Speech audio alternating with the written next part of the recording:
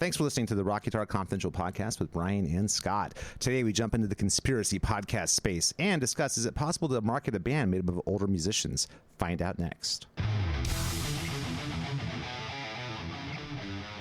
Oh, we're in time. All right. Woohoo. Oh, dang it. I was about to do the rapping thing again. I know. Well, I'm glad I stopped the metronome before that happened. If only someone had found a way to stop the grunge takeover before it happened. That would be someone should have found a way. You know what I mean? Well, where is our Tom Cruise in his Mission Impossible to stop this from happening? You know what I mean? In his time machine. Ooh, I don't know. So the Scientologists haven't invented a a machine yet. I mean, they probably have. I'm sure they have. You know, those guys seem pretty together. I mean, if anyone has enough money to do it, that's true. And enough slave labor. You put John Travolta and Tom Cruise in a room, you think they're gonna be able to figure it out? God, anything? I mean, it's no. Well, what do they say? Like, if you leave Tom Cruise and John Travolta in a room with typewriters long enough, they'll eventually. Yeah, right. Exactly. Well, you know what's funny though? Like, by the way, welcome to the Rock Guitar Confidential podcast. Welcome back, Scott. Just like Cotter. Exactly. Get it? Oh my God! What? Welcome back, Cotter.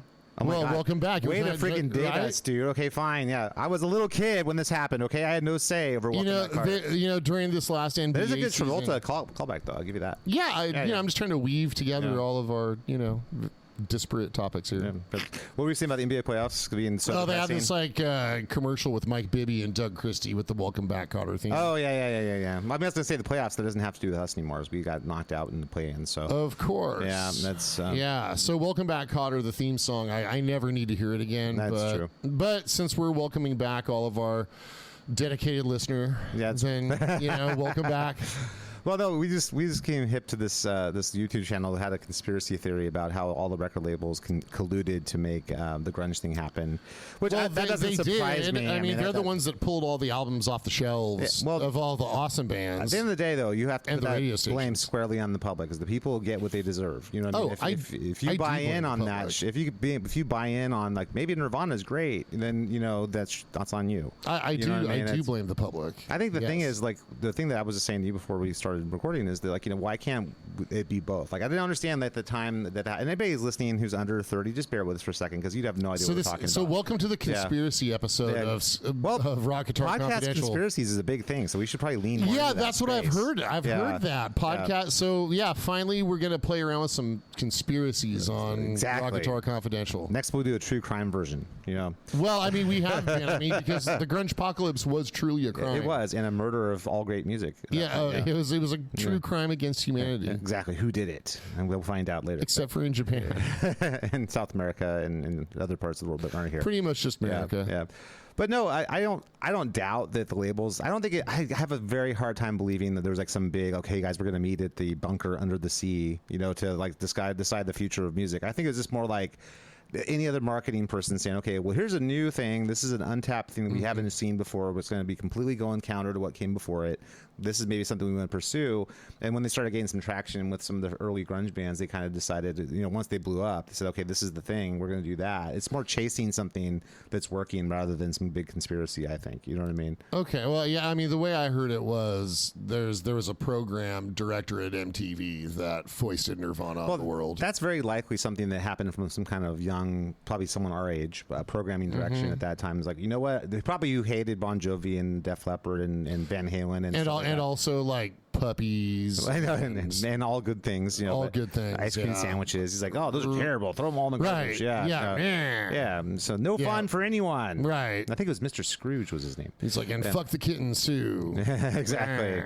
But I think it was more like that. And then, people are, I think I've talked about this on the podcast before. I remember, being a young lad, like I was like probably a sophomore in high school. A wee lad. A sophomore in high school, maybe when this was happening. And I remember thinking like, what the fuck is going on? Like, I remember like everyone's like instantly like, well, you know what? I really like Soundgarden and Stone Temple Pilots and Nirvana. I'm like, well, dude, let's check out Scorpions and Dokken. Here's this new Iron Maiden. They go, no, I'm not listening to that anymore. I listen to this. And I remember thinking like, what the fuck is going on? Like, everyone just en masse just completely jumped off the ship. And I mean, people are followers. Exactly. That was a big lesson to me. Like the young teenage me. I was like, oh, people don't think for themselves at all. They just get told what to do and they do it. You know what I mean? You're saying that teenagers chase trends? Well, I didn't. I was like, fuck that. Dawkins awesome. I know, and I love that about you.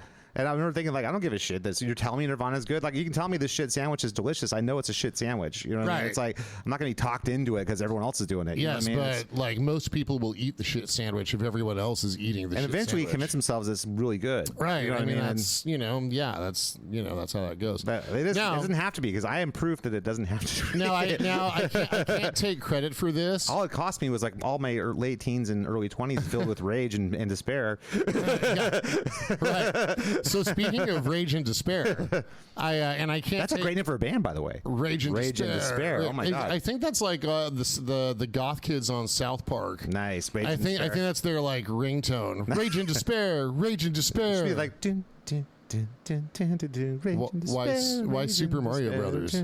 Yeah, something like that. Maybe let's just go to the generic bossa nova. You know what I mean? Rage and despair. Yeah, what's awesome? Rage and despair. That'd be more fun. Yeah, I mean, well, bossa nova makes everything more fun. Exactly. Yes. You know what? Especially rage and despair. Yeah, right. It's actually a riot. So I can't take credit for this, but of course, I read it on a YouTube comment section. Where all the great thinkers of today go. Right, yeah, exactly. Right. Socrates would be there, man. I'm telling you. That he would. Yeah. Yes.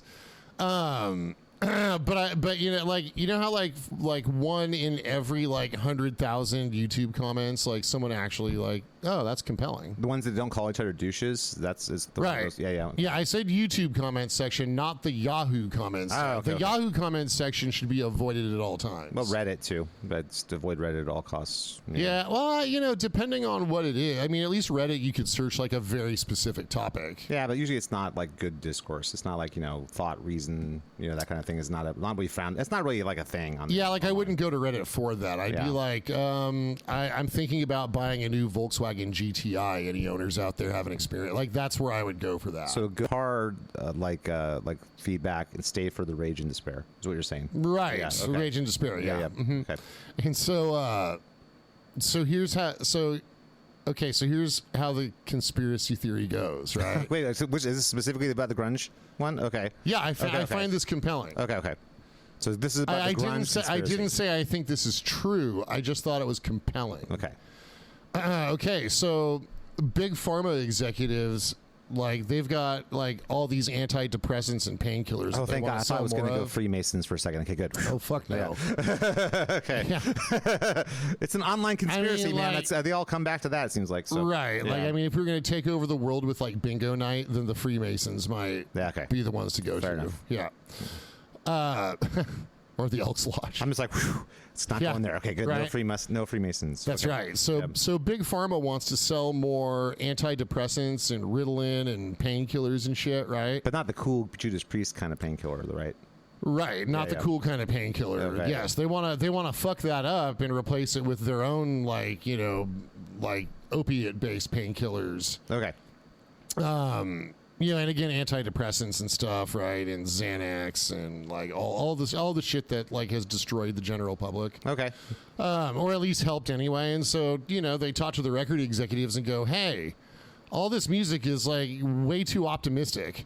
Well, that's that holdover from the Reagan era where everything was great. Even though we could be annihilated by nuclear war at any moment, things are great. Well, I mean, rock and roll is the language of rebellion, so we were rebelling against all that bullshit. Yeah, that's true. Yes. Not going to get political on the podcast. Well, I would say the main thing that the music that we got was railing against the virginity thing. It was it was very anti-virgin kind of thing. Yes, I remember. My God, Scorpions, they're virgin killer. Yes, I raged against my virginity when I was a very young man.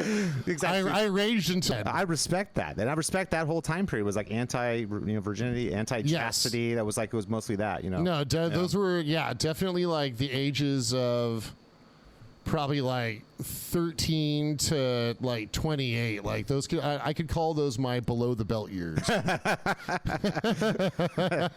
think that pretty much sums that up. Ryan was never a prize fighter, just so you know. So Big Pharma contacts their CEO buddies in the record industry, and they're like, hey, change the radio format to depressing music that sucks. And they're like, hey, and we have this plant that we've been like nurturing with heroin. He lives under a bridge up in Seattle. He's named Agent Cobain. So here's a shitty band. Yeah. So could you like get that into the hands of the program director at MTV, right? Okay, yeah, fuck yeah, we'll sell more. And for you guys, like, you don't have to keep finding talented bands to sign. You can just sign like a bunch of talent. It'll be so much easier for you guys to sign bands if you change the format to like shit. So it's a win-win. We get to sell more antidepressant drugs, and you get to sell. You don't have to search so hard for talent. It'll just be easy money. And so the CEOs of the record companies goes, yeah, okay, big pharma CEO, let's do this. And then that's how grunge was born. I don't know, man. I think that's a very worthy online conspiracy. I like that.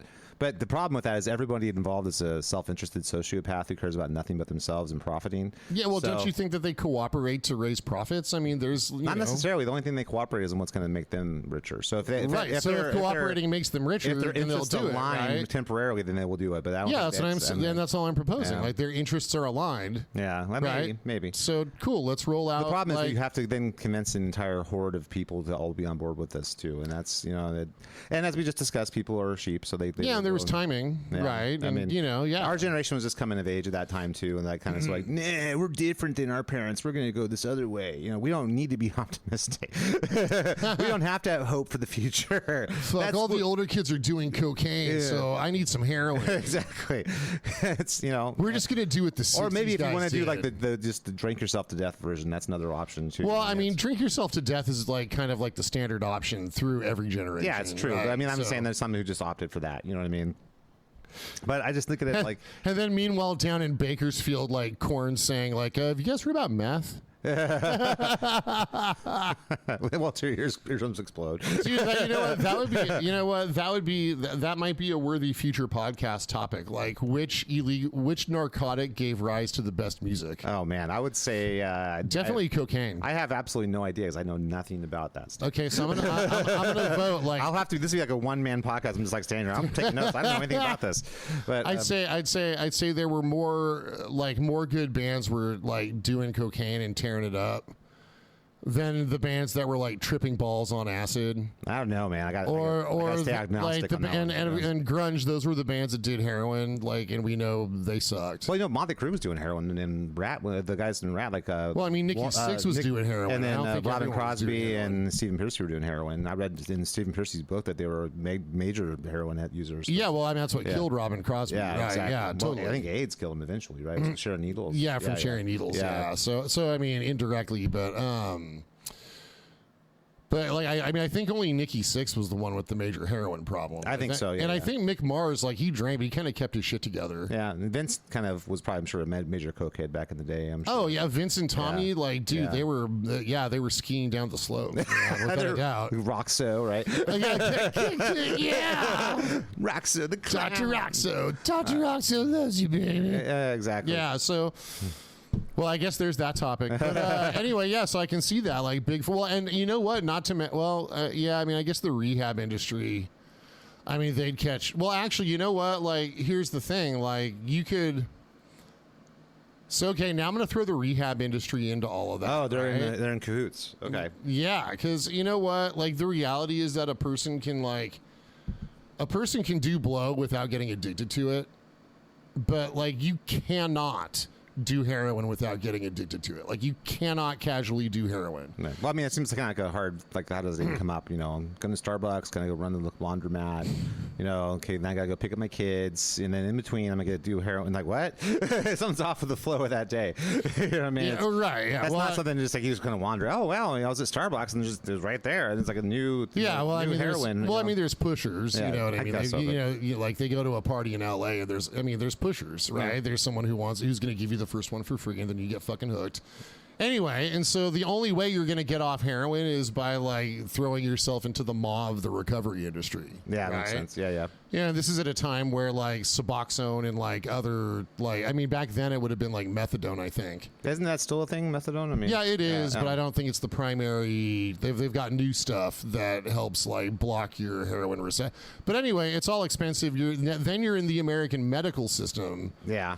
Right, so it's just I think it's just the story of like how this country like chews up and spits out the vulnerable. Yeah, right. well, And so just to bring it full circle, so know that grunge had a role to play in that, right? So Sure, grunge created. Well, it definitely normalized that. Like the idea absolutely. of being an addict and having demons and using pharmaceutical means to deal with those demons was very much normalized by that. Which I'm all down for, like destigmatizing those problems, but grunge glorified it. Yeah, it kind of made people think that as an option, right? And that kind of thing, as opposed to as a good option. Yeah. But then that's again. It's funny. My own personal experience, I had never done drugs in my entire life ever of any kind, and I love that about and you, I didn't man. never drank and done that stuff. But I did have a front row seat for a bunch of addicts and alcoholics when I was a kid, because all my siblings and parents were addicts and alcoholics.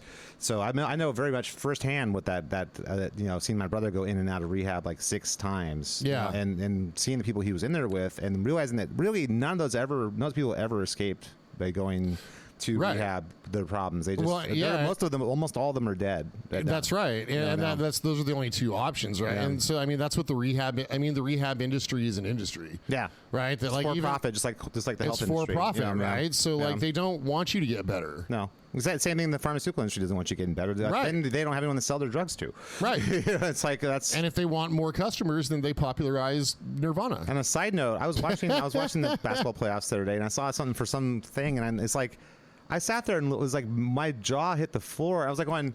Well, what was the thing? It was like a prescription drug commercial? It was like a prescription drug commercial. I'm like, may cause bleeding. May cause bowels bleeding. May start like bleeding of the anus. I was like, what the hell is this supposed to fix? Jeez. Right, yeah. Like, this is the side effects that most people, like, what the hell? Like, maybe you should just have that rash on your skin. Right. Fine. Well, I mean, shit. And if you see the doctor, serious consequences like death can happen. And like, oh, going, okay, well, I just have this rash. That's good. Yeah. Well, they have to. I mean, they're trying to avoid liability, right? No, I understand. But like, I'm like going like, okay, if this is what's it supposed to fix? That's the bigger question. Right. Well, when you go see the doctor, they're just like, okay, it could be these worst case scenarios. Just throw this at it and see what it is. Right. I had a student. I have a student. And she's a little older, right? And I mean, she was fucking terrified about a lesion on her pancreas. But, she gave me all the details of the visit and everything. And, like, I'm not a doctor, but it sounded to me like the doctor was, like, throwing every scenario at the wall. Mm-hmm. And she just kind of, like, latched on to, like, worst case scenario. Understandably, she's scared, right? Yeah. And, I told her, look, I don't think that it's going to be what you think it is. Yeah.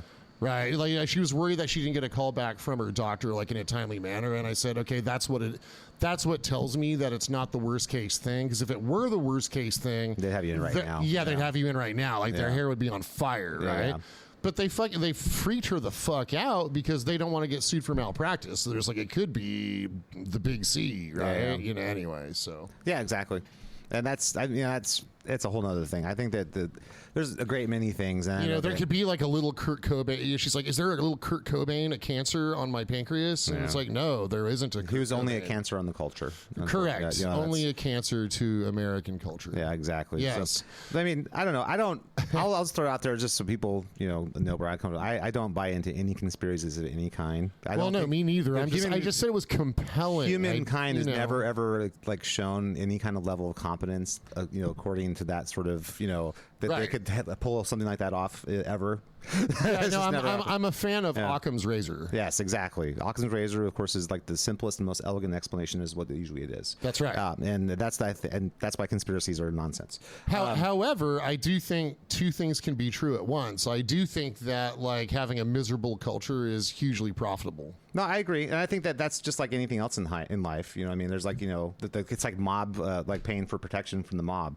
It's like it's really dangerous around here. Hey, we can make sure it's not so dangerous if you right. Like in a capitalistic society, if you can create the more problems you can create for people, then you can come up with a solution and sell it to them. Yeah, exactly. Right. And that's, oh my God, look on late night television and just watch. Like, is your back sore? Do you want to get exercise but you can't move so much? It's a total scam culture. It totally is. You know what I mean? And the slap chop exists. Oh my God. I mean, that's what that was supposed to fix. I don't know, but I haven't seen Vince Shlomi in quite a while. What happened to that guy?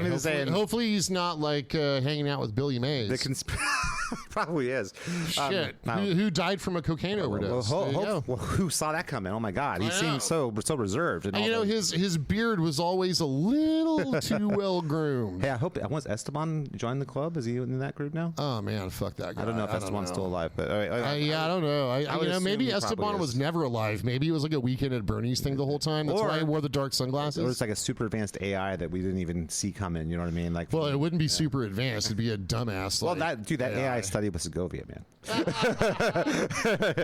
I'll never forget when Andres Segovia said, "You know, Esteban, you may be the greatest guitarist I've ever." which he said to me all the time.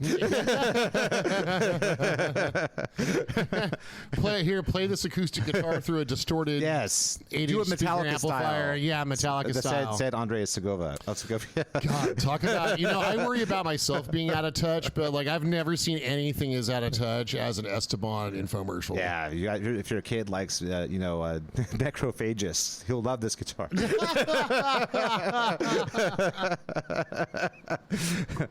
No, I'm hopefully everyone's fine. I love it, dude. It's rad that you brought up Necrophagist. Oh, it's a great band. Dude, Fuck yeah, for sure. I mean, if you're like death metal, technical death metal, I mean, that's, yes. That's so funny. I had a conversation with one of my students the other day about like what defines death metal and black metal and technical death metal, melodic death metal. Yeah, but they were only like 9 years old.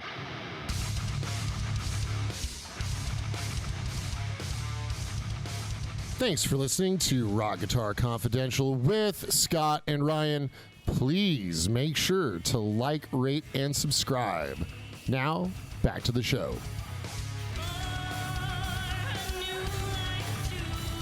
Yeah, so they didn't really have a lot to offer in the conversation. What's your favorite one, man? Tell me. God damn it. You know. No, like Gabba Gabba Hey. No, I got this one student who really is into like death metal and hardcore and stuff like that. But he's like very like and I respect the crap out of this because he's actually very opinionated and he doesn't ever back down from his position, which I respect a lot. But he's also takes it way too seriously. I'm like, no one cares, dude. Really, at the end of the day, it doesn't matter. You know what I mean? It's but I respect that. That's to me, that's like the fan culture thing. That's actually really cool because that's whenever you're so obsessed and so protective of every little corner of something that the rest of society is completely unaware exists. That's a good thing. Yeah, I think that. So I'm going on like month number 2 of listening to like Saber Tiger exclusively. Yeah. How's it going, man?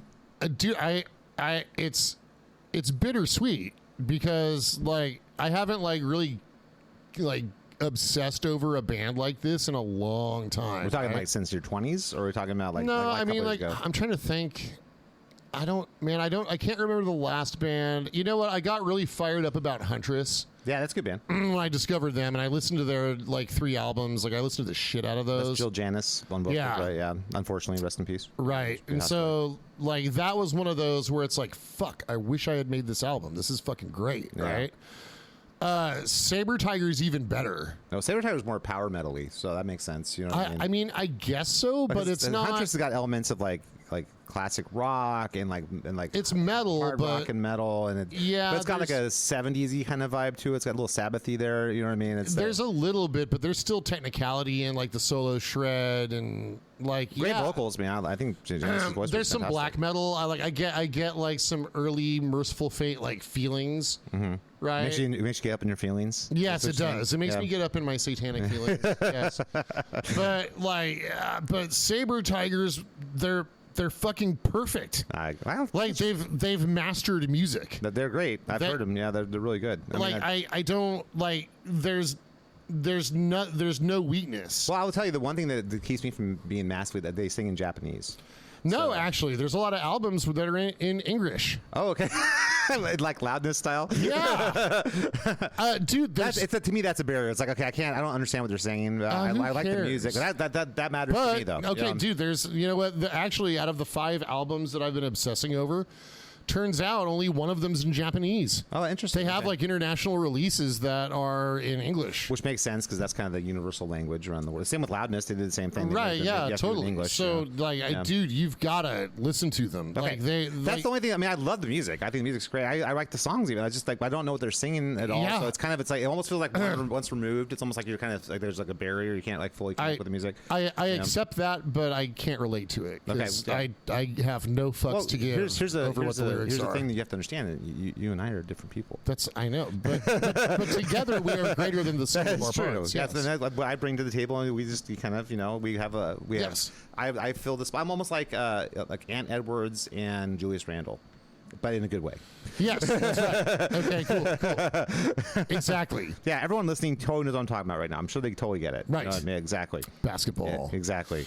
I kind of see myself more as the point guard, and you're more the power forward who does the good three. I like that. I think take that's kind of how I see it. That is good. That's how I see it. You know what Okay, I mean? I like it. I'll take it. I'll take it. So yeah, so say it's inspiring, but it's just like fuck, like album after album, like Great playing, man. Great everything. Production. album great after riffs. album, they are perfect. Like their singer Takanori Shimiyama, like dude, sometimes he sounds like Graham Bonnet, but other time like he sounds like himself.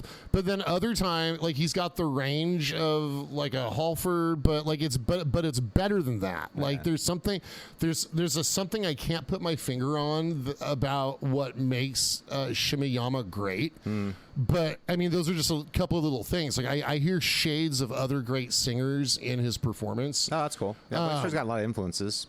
You know. Fuck, and the guitar playing is brilliant, right? 2-guitar band, like each guy has a voice, Priest Maiden mold, sort of, right? but better. Yeah. They're better. But in that mold, though, that kind of thing. A little. So someone who doesn't know what we're talking about, they can relate. Like it's kind of in the mold. Of Right, Priest it's or like Maiden. in that mold, but like the song, but there's a heavy dose of Queensryche in all of it, Yeah. right? It's the more modern, it's a little bit more punchy, I would say. But they're better. The band is just better. Like the everyone, overall, you got your marching orders now. You have to go check out Saber. no, like everybody just needs to seriously listen to the albums that are available in the States. Yep.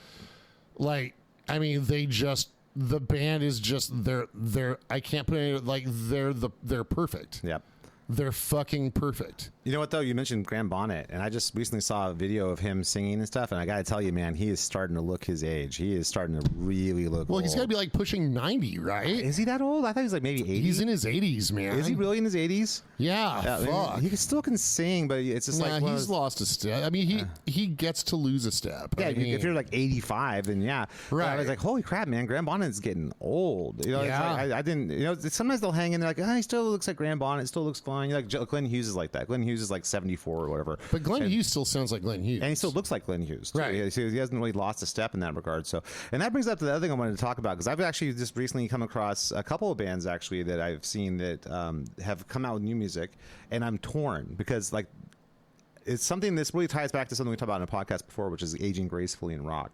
Is like, you know, how do you be a legacy band who, even say like a band like the one I'm thinking about is this band called Diggs and Company, Yes. with the guitarist Mark Diglio, who's just a monster shredder from the band XYZ, just an insane player, just crazy great.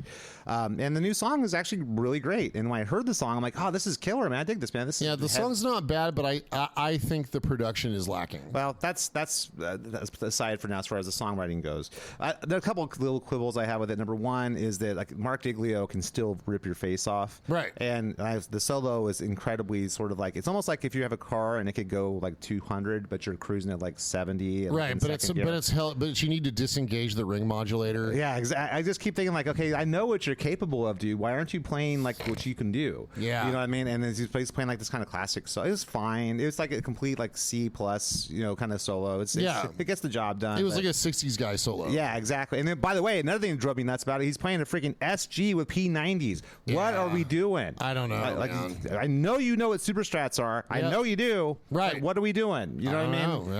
Yeah. I was telling Ryan, You know I think what, it's like a reverse Way Cool Jr. It's like, you know, Way Cool Jr. from Rat. He came from Memphis and then came and became a rock guitar player. This is like a shredding rock guitar player who fell in with the wrong crowd and now thinks he's a blues player. And now he's stuck in Memphis. Yeah, exactly. And it's super fucking humid. Heard he came down to Memphis. The insects are somewhere large. down south. You know, Yeah. started hanging with the blues crowd. That's how he got that shitty sound. So you're saying Mark Diglio has become less cool He's junior? anti-Way Cool Jr. He's less cool senior. Yeah, well, he's still great though. I've seen him play like on his YouTube. He can still totally rip. It's like, Yeah, what are we doing, dude? Like, there's a thing that we like older guitar players who come from the '80s. You got to forget this bullshit about how that music isn't like cool. The same thing ties into the grunge thing we were just talking about. Oh, it's not real. Like bullshit. That music was totally real. You were like at your height of your powers then. That's what you're. The Lynch needs to get this message too. Like you're supposed to, that you sound like George Lynch. Don't try and sound like Jimi Hendrix. That's not who you are. Right. You know what I mean? That's. Yeah, man. I don't get it. It's like almost like they're bashful about having chops and awesome tone and like playing tools that are better than what happened. See, I didn't like Diglio's tone at all. That ring modulator. I'm convinced it's a ring modulator. There's an effect on there. There's a wah going in the background too somewhere. So everything on so the name of the song is Medicine Man. Yes. And sponsored by, I think, Pfizer. I'm pretty sure that's right. Yeah, exactly. It's about the medicine man that destroyed the Nirvana fans. Anyway, Pfizer brings you Medicine Man by Diggs and Company. Which, by the way, I like the song. I think the song is cool. But I'll get to the singer in a second. I have a whole bunch of thoughts on the singer. But go ahead. Oh well, no, just go ahead, and then I'll rip on it. I thought it just disappointed me, like knowing Mark Diglio is capable of, and he's got this like kind of showing up and just like C student level solo. I kind of thought that sucked ass. It's just I want to hear him totally rip. You know what I mean? And I don't get that. The '80s shredder dudes.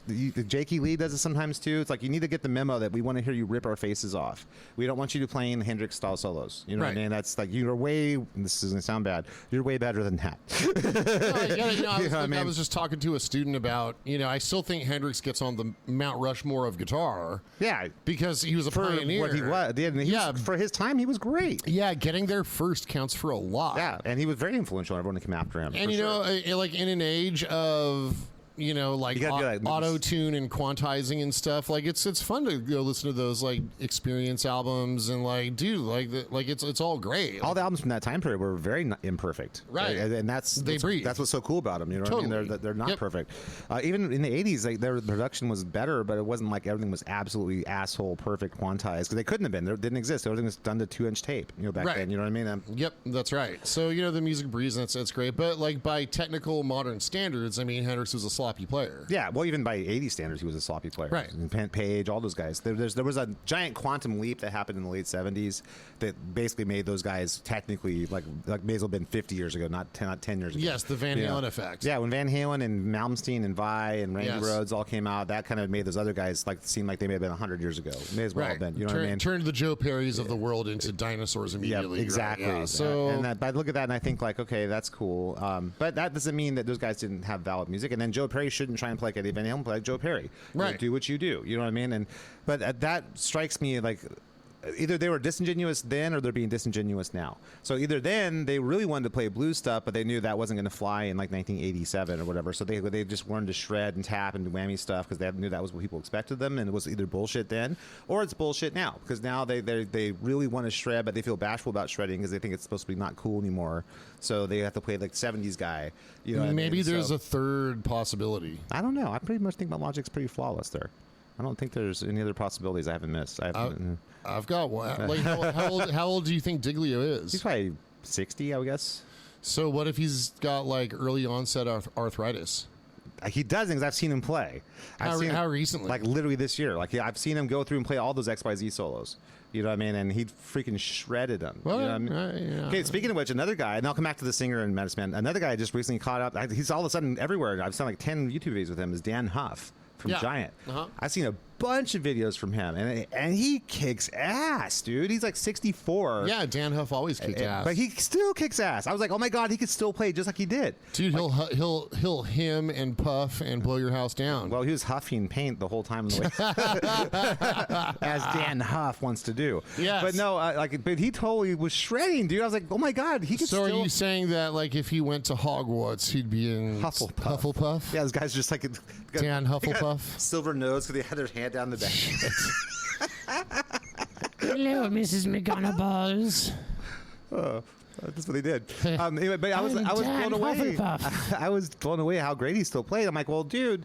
And then what's funny, actually, I've transcribed a bunch of country songs recently that I've only come in retrospect to kind of find out that the guitar solos were played by Dan Huff. I'm like, of course, that's why it's an awesome guitar solo, because Dan Huff played this. You know what I mean? Because he's one of the producers of the records and all that stuff. So anyway, he's another guy, though. He was actually just as proud of the Giant stuff he did now as he was then. So he was not bullshitting then. He still thinks it's awesome. He still loves the stuff he did with Giant, even though he's been a country producer for like 20 years or whatever. You know what I mean? So anyway, I look at that and I respect that. That's much respect to Dan Van Huff for owning who he is and who he was. Absolutely. And then the band, I thought the song Medicine Man was good, but the singer, I thought, wow, this guy's got some good pipes, man. He sounds kind of reminds me a little Paul Rodgers-y. He's got a little bit of that kind of, a little bit more metal-ish to his voice than that, but he's got like that kind of, aggressive sort of sound.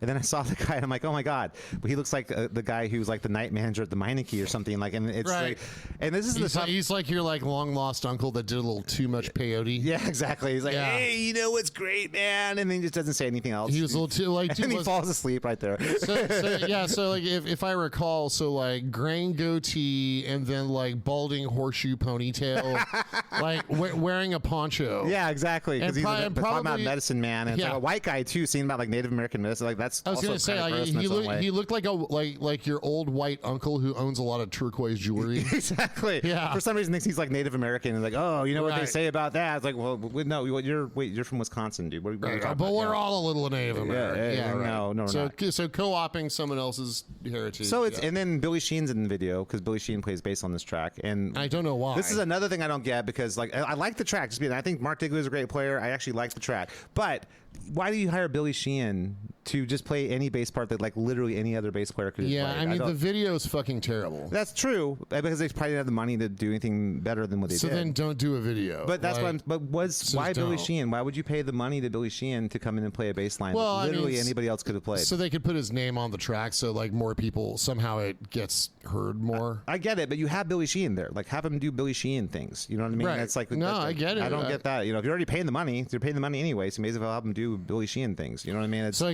like why not like just have your existing bass player do it and then like use that money to get a better mix or better video and a better video. Yeah, because the mix is not good. It's not the track is not produced well. Well, I think that's debatable because it depends on what you're going for. It depends on what kind of style they're looking for. Some people like certain styles of production. Some people don't like the others. That's very. It's very bottom heavy. Like, it's very bottom heavy and muddy. There's a lot of artists that go for that kind of mix and think it's muddy. The vocal is buried. There's a lot of subjectivity to it. That's all I'm trying to say. Well, okay, but I'm right. Well, it's a muddy ass mix. I'm just leaving it to the interpretation of the listener. You guys decide. It sounds to me like they didn't like pay somebody to mix and master it. That's part of the issue, but I think the other bigger issue is it sounds like the guys who wrote the song also mixed and mastered. Well, that the song. Probably is literally true. Right. Instead of having an objective person mix and master it, that's how it sounds, and that's why X Aegis has a producer. I'm also more interested in the song itself and the performances. The bigger picture, like the richer topic I'm trying to get to. But if it's mixed poorly, then you can't really enjoy like the song. Oh, I don't know about that. I've like heard many albums I thought were mixed terribly that I still enjoyed because I thought the songs were great.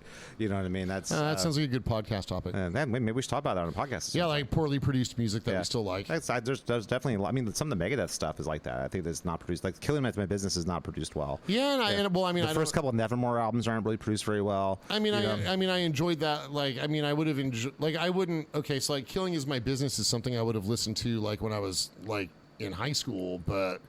There's like other stuff to listen to now that's produced better. But I'm just saying, like, there's great albums that have bad production I agree with that. But this is now like I would not have released that song like mixed and mastered the way it was. I think it also depends on who's doing the mix, what you're going for. There's like so many things to talk about on that because some people like that bottom heavy mix. That's what they think a good mix is. If they were going for muddy, then they have achieved it. The bigger issue I have with that is more like why are you playing a freaking SG with P90s? What the hell? And that's one way to make mud. I guess it is. That's true. Well, let's take a pickup that actually does nothing well. Cool. Really, it sounded like butt mud. The only thing that would have made it worse had there been like a somehow a Bigsby on that SG. And then I'm like, okay, you have fully just lost the plot now, Mark. Yes, more butt mud. But how does because the singer is a good singer and the song is a good song. Yeah. I'm like, how do you promote that when your singer looks like the guy who works the overnight shift at Meineke? Yeah. Like, how do you that's a challenge, and especially it's like there's a thing, and it's starting to become something as I get more. The singer just looks like he's like Like he's out like shouting like at the sky at like 3 a.m. in the public park. Exactly. Yeah. But like that's the thing. He's a good singer and it's a good song. So I keep thinking like, okay, like this is something I get more and more sensitive to the older I get. It's like, okay, how does middle-aged guy like own the rock thing? And I think you showed me a video that I think shows an example, which is the LA Guns Speed video. Yeah, that was great. By guys who were probably about 5 to 8 years older than the guys that we're talking about. Right, but it's still you know, it doesn't look cheap. Nope. And then also they own the rock and roll thing. Right. Like the guy singing in Medicine Man, he's a great singer, but you can tell he's a part-time singer. He's like this. Yeah. I got to work my shift till 4. He's a part-time singer. And then Billy didn't Stevie Wonder have a song about that? Oh my God, I thought I was singing Fly the Conchords, like part-time model. What? There's a great song. Fly the Conchords. Yeah, I know that. Yeah. You're so beautiful. You could be a part-time model, but you probably still have to keep your normal job. Oh, that man, what a great song. It's so great.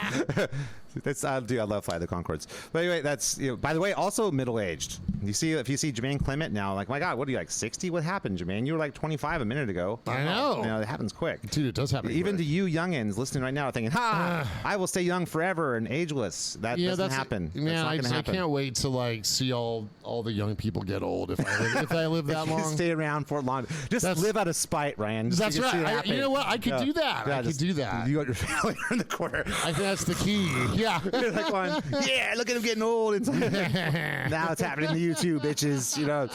Yeah, it's not. So like as you get older, like the way you present yourself as an artist, like you have to put more focus on how to be dignified. Yeah, and find a way to like own what you're doing. And the Diggs and Company thing, like just none of it seems dignified to me. Like I wouldn't have.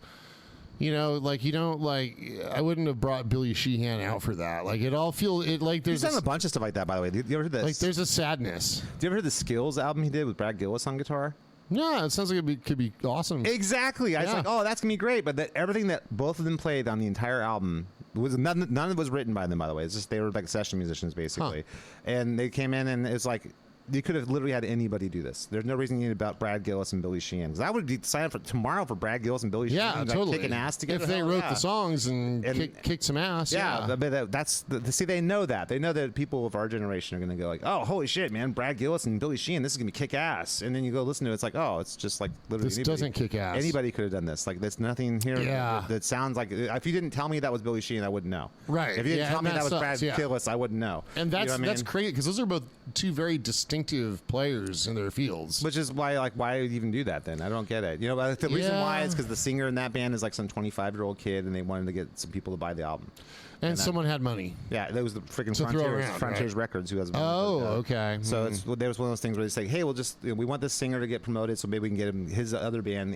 So we'll put this other album out with these big name guys, and then hopefully people will dig it and stuff. And I don't know, it's a weird sort of time for that kind of music. But why you bring those guys in and not have them sound like Brad and Billy? I don't understand. So there's that stuff out there, and if you're an artist of our age, then you've got to put extra effort into how do you market yourself in a dignified way. And I get where they're coming from, though. By the way, that person marketing records and music and stuff.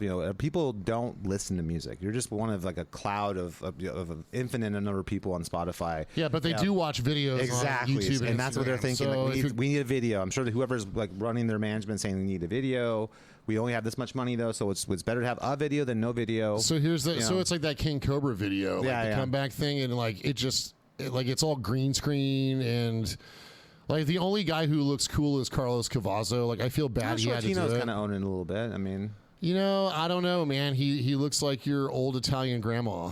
Like, it's not, and like Carmine. You know what though? The upside though, the catering was awesome at the video shoot. Like he had a plate of pasta the whole time going. There's capicola, mortadella, salami, mozzarella, fresh Parmesan Reggiano.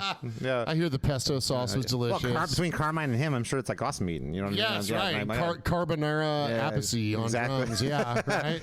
Well, it's tough. I mean, King Cobra is also one of those bands that like people who kind of are like way into like that genre know about them, but nobody in the casual music world even knows who King Cobra is. And I hear that they asked Marcy Free if she'd come back and sing, but Marcy Free's got her own band called Unruly Child that everybody should check out, and it's AOR rock, and that's what she wants to do. But if I could have like chosen a voice for King Cobra, if she wanted to do it, I would have loved to have heard Marcy Free on the track.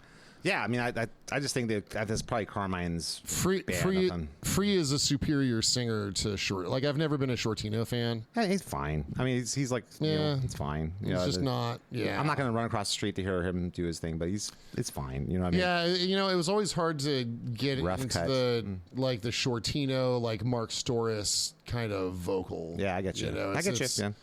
Yeah, by the way, speaking of aging gracefully in rock, I just recently found out that Lorraine Lewis of Femme Fatale and Vixen fame is now started to do OnlyFans stuff.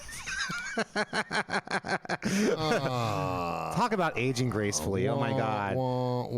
So clearly the whole music industry. I mean, dude, if you go to like the fired singer from Vixen, where there's only one original member, and that's the drummer. They fired her? Yeah, they brought some other like 22-year-old girl in to come and do it so I could pay her nothing and get her on the road. Wait, so who's left? So I think Vixen then it's literally just the drummer, Roxy Petrucci. Roxy, what about the bass player? She's not in the band anymore. No. What? And then obviously Jan died, and then Janet Gardner stopped singing in that band like 10 years ago. That's too bad. But I mean, the songs are still great. Gardner's awesome. I'm sure they still bring it live. I'm sure it's still good, but it's like they're still representing the music.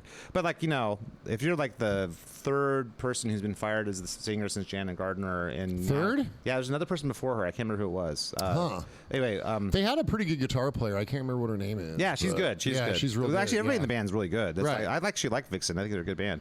But I mean, it's fine. It's like a lot of bands from that time. Like Firehouse basically is the drummer and the guitarist. Because CJ Snare died, which still kind of shocks me. But even when he was around, they were mixing other different people in for bass and vocals in that band. And so it's basically the Bill Leverty project. You know what I mean? Which is fine because Bill Leverty still shreds. Yeah, and that songs are great too. Same with Vixen. Their songs are great and they still bring it live, so it's fine. But Lorraine Lewis, I mean, if you're doing like essentially porn is like what you're doing at like age 66. Hey. I mean, that's, I don't know. It's there's many colors in the porno rainbow.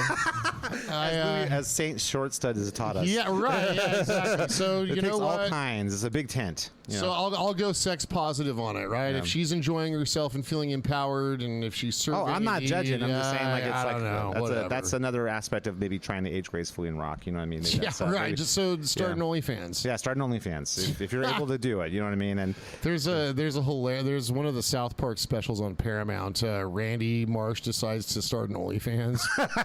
there's a lot of him just like sitting around with his dong out. It's hilarious. Yeah, I mean I don't really quite know what it's like a porn thing, right? The OnlyFans is that's a porn thing, right? Oh, speaking of, am I right about that? I mean, I don't think it always. I don't really know, but I don't think it always is. Like, I forget who it was. Like some actress. So her OnlyFans page, it's just like footage of her feet. Because there's like foot fetish people out there. Wow! Oh my God! It's like May Griffin. It's like a May Griffin thing. Yeah, I think that's probably what they were spoofing. Right? Yeah. It's so funny. Wow, I didn't know that. That's crazy. So yeah, that's a thing. Well, okay. Well, and so put that in your back pocket, all you aging rockers. That's always it's another move you can make. Yeah. Okay, so here can be like a running thing. Oh, right? Okay. Okay, so I've been rebalancing my portfolio here. So I went ahead and decided to I now own 2 shares of Spotify. Oh, wow, okay. Yeah, so I'm down $8 right now. So Spotify is down today, I take it? I've not looked at the markets today. It's still green, but not where I bought. Like, I didn't give a shit, so I just bought like 2 shares. Is this like a trolling kind of thing? Is this like you think that Spotify has got a bright future? Like, just my theory is that I can earn more by holding these 2 shares for like than 6 making off our music. Yeah, that's right. So well, that's a pretty good bet, actually. Yeah, totally. So I'll keep our listeners apprised of what my 2 shares of Spotify are doing. Yeah. And I theorize that. So this is it's May, right? So by the holidays, I will have made more money on my 2 shares of Spotify. How much is Spotify share right now? So for the people out there, right now it's $654.33 per share. Per share. Okay. Yeah. So I expect it'll go up to like $1,000, and then they'll do a stock split. Maybe like a 10-for-1 split. But that's my thesis, everybody. This is not financial advice. This is for entertainment purposes only. Exactly, just like DraftKings. That's right. So I have exactly 2 shares at an average cost of $658.69. All right. So I will let our listeners know if I am indeed earning more in unrealized capital gains on Spotify than royalties. Yep, exactly. Well, dude, that's a pretty safe bet. You know what I mean? Like, dude, even if you make $5 on that's, you know how many streams it takes to make $5? Well, so that's what we can do, right? So we'll take the capital gains, how many and then we'll divide it. And then we'll divide it by 0.00000016. Yeah, exactly. And so I figured that comes down to 68,000 streams. You know, right? Like, so my 2 shares of Spotify have generated 68,000 streams exactly without anyone having to stream anything. It's so funny whenever I talk to someone about Spotify and how it works, and because I think that a lot of people who don't know, and they probably don't care. They don't give a shit. They don't care where their food comes from either. Well, because music should be free. Yeah, exactly. So you tell them like, well, yeah, the artist gets paid, but it's like 1/100 of a penny per stream. Like they go, what? I'm like, yeah, that's why nobody makes. That's why music almost all sucks now, because it's basically you're giving away for free. So why would you, if you make something that's a product and you know that your only option was to give it away for free, like would you put everything into that? Well, and that's where and that's why artists are easily, are easily exploited, because we're going to make art no matter what. Yeah. And we just hope people appreciate it. Right. That being said, though, that's it's very hard to get someone like that. I'm going to put everything I have. This is everything for the possibility that 1/100 of a penny returned. Right. It's like that's if you were making I don't know, mufflers. Would you sell if you knew that your only option was to sell them for free? Would you put everything? Oh fuck no. That's what I'm saying, and that's the challenge that we're in. That's why music sucks balls now. You know what I mean? It does. It's with the exception of Saber Tiger. Again, Saber Tiger. Fuck everybody. Go listen to some Saber Tiger. Exactly. I like the album. They're perfect. So to wrap up our thoughts today, it is possible to age gracefully in rock, but you need to start an OnlyFans.